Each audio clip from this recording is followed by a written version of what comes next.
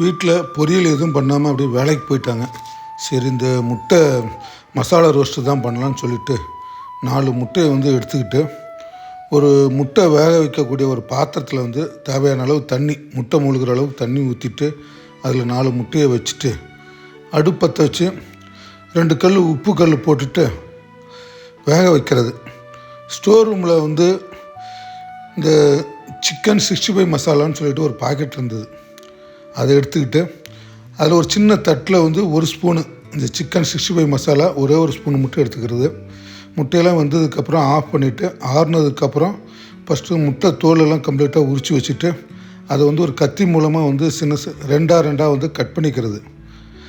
Cut பண்ணதுக்கப்புறம் இப்போ அடுப்பு பற்ற வைக்கக்கூடாது. ஒரு தோசை தட்டியில் கொஞ்சம் எண்ணெய் அப்ளை பண்ணிவிட்டு இந்த எண்ணெயில் இந்த எடுத்து வச்ச சிக்கன் 65 மசாலா 1 ஸ்பூனு இந்த எண்ணெயில் ஆட் பண்ணி அப்படியே ஸ்பூனில் ஒரு கலக்கிறது.